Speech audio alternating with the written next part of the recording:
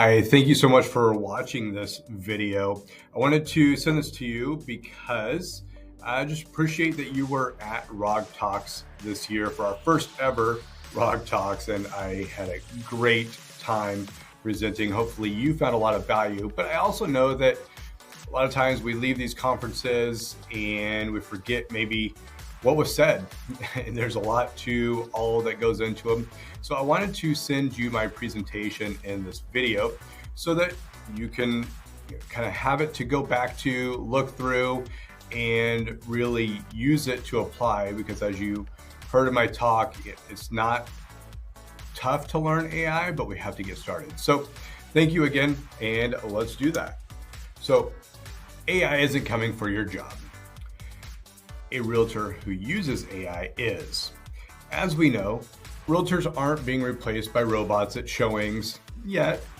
They might be driven to showings before too long, but it's about us and being able to put ourselves in the positions that only we can do. And it's about taking the time in an evening to take your client out to dinner to talk about maybe why they haven't gotten an offer and they've been on the market for 60, 90 days, or the buyers who are frustrated their offer didn't get accepted, and we're trying to explain and keep that dream alive. AI can't do that. And so we have to apply AI though to what we do, because it's going to save you time. It's going to make you more efficient so that you can do what only you can do. And again, the agents that don't apply it are going to be the ones to be left behind.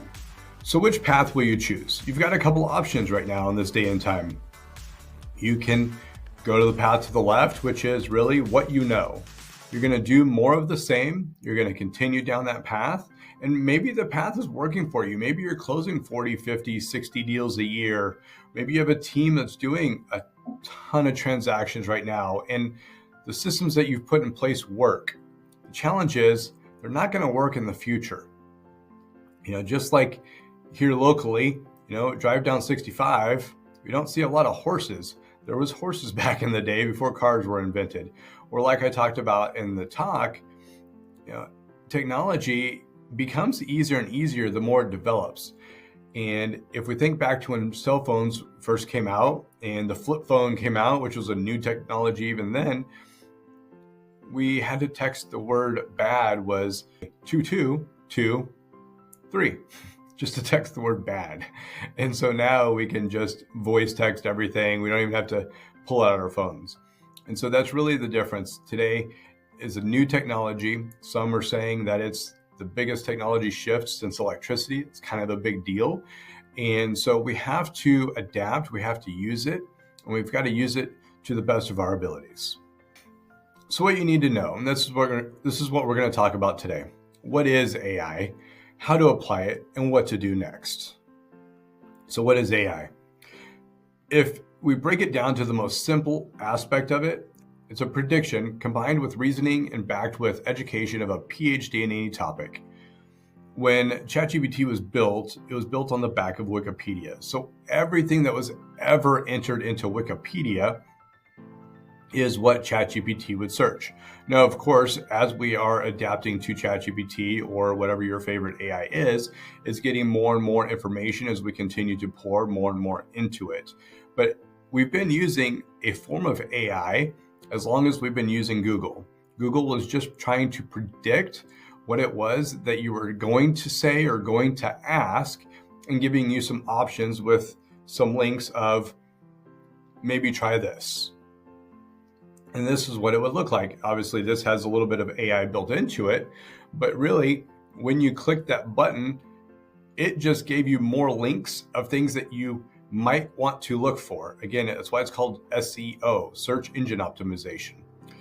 And those links were based on, here's what Google thought you wanted to know, and who paid the most for their link to be fed up to the highest point. So that's where the optimization comes in, and paid ads and all of those things. So it might not actually be the best link, but it was the one that paid the most.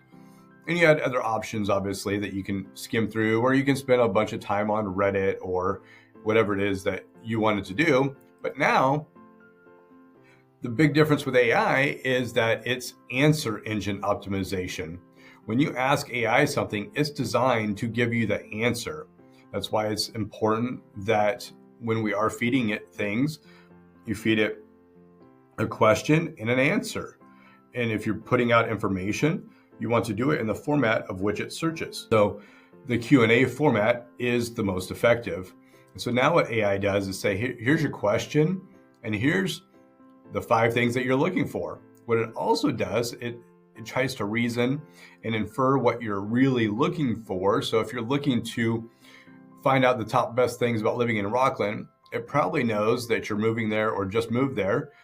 And so if we were able to scroll down, this is also going to give you the option of, do you also want to know the 5 things that people maybe don't like about Rockland? And so it gives you more context to what it is that you're searching for. Now, when I ask people often, are you using AI? And real estate agents, for the most part, say, yeah, I use it for my listing descriptions. And this is a very basic listing description that most real estate agents are using. Give me a listing description for my listing. And it's going to give you things about the house. Welcome to American River Canyon North. It's beautifully maintained. 3-bedroom, 2.5 bath, blah, blah, blah. It talks about the kitchen. It talks about the bedrooms. It talks about the landscaping and the luxury lifestyle of this property. And so when I started adapting to this and using it for my own, I also started using lifestyle videos. So I started thinking, okay, why do people move to the area? And so instead of having a listing description that says, here's all the things about the house, we can now actually identify what are the reasons that somebody moves there. And so then it got me thinking more and more, well, if I can identify the reasons why people are moving here, now I can identify who the buyer is before we ever even get started. So I begin with the end in mind. I want to know who the buyer is for my listing and build it backwards from there so that those buyers actually see our marketing. So this is an AI-empowered listing prompt. Help me identify the ideal buyer profile for 152 South Creek Circle in Folsom. And AI speak, you might actually say buyer avatar, but most people don't know what that is, so I just use the word profile. And so this gives you the buyer's profile based on our research. There's a profile, age range, family size, occupation, income levels, lifestyle preferences, outdoor activities, family-oriented, primary motivations for moving to the area. And it would also tell you where they're moving from.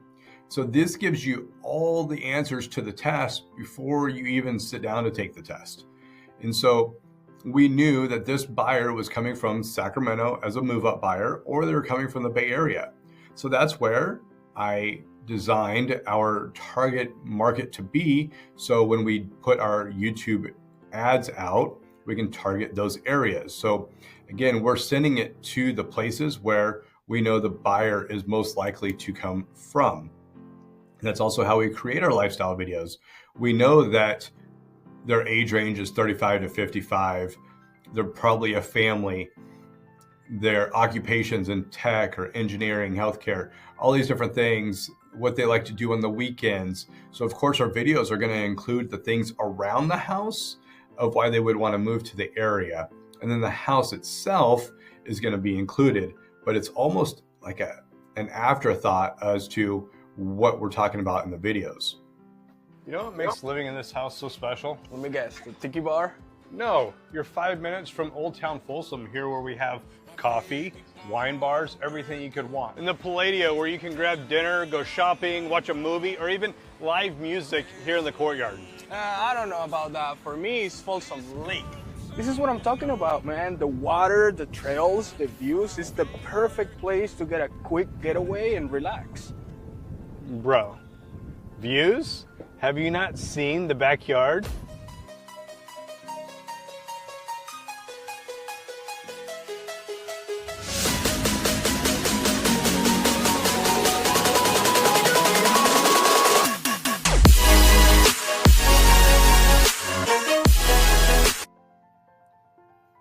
So If you want that full listing video, just shoot me a message. I'd be happy to send it over to you. Obviously, we do get into talking about the house as well, but you can see that we're mainly talking about all the things in the area that would attract somebody to that neighborhood. So here's the AI prediction versus the actual buyer. The AI said 35 to 55. They're in their 40s. It said tech, engineering, healthcare, education, or management. He was actually in tech at Sutter, and she was a teacher. They were either coming from the Bay Area or Sacramento. They were a buyer from the Bay Area. Seeking a life balance of good schools, safety, access to shopping, and outdoor recreation. He wanted to be close to the lake to go boating and have outdoor activity options. And she wanted to be close to the Palladio. So again, she wanted to be near the shopping. And they had 2 younger kids in school, so that was important as well, not just for her job, but also because they wanted to be in an area where the kids could go to good schools. So it nailed it exactly to what it was originally designed for. And since we started doing this in February, we have not missed one time. It's been dead on accurate every single time we roll out the buyer avatar as to who actually ends up buying the house. Now, this is a QR code. Please scan it. It's your next steps. So within the QR code, you're going to get my link tree. On the link tree, there's a ton of different content that you can use, and you're going to get a complete questionnaire for ChatGPT to better get to know you. It's 26 questions. Obviously, you can expand and elaborate if you want. Grab your favorite drink of something and have a seat and just continue down the rabbit hole that it might lead you. But the more it knows about you, the better it can give you answers and the better it can respond when you start to learn automation and those kinds of things. Also, you can download your 30-day guide to be more educated on AI, and you can start with it today. It's going to give you different resources to maybe download, different suggestions, but it's going to give you a process over the next 30 days. You become more knowledgeable with ChatGPT and AI itself. Obviously, there's my book if you want to read that, and my Instagram if you want to get connected. Please add me. I would love to have the opportunity to connect with you. Which all of this puts us in a position to, again, do what only we can do.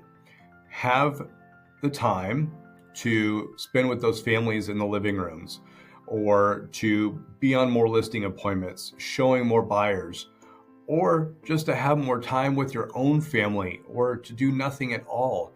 Just, it empowers you to, again, do what only you can do. And so you can do more of that. So that's the end of the presentation. Again, thank you so much for watching. I am including a link if you found any value of this this time around or from the talk itself. I'd really appreciate if you could leave me a review.